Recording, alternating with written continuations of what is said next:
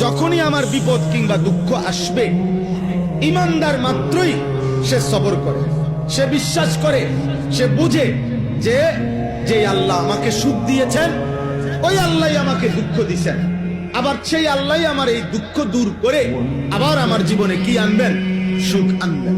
অর্থাৎ সে সবর করে, সে সবর করে।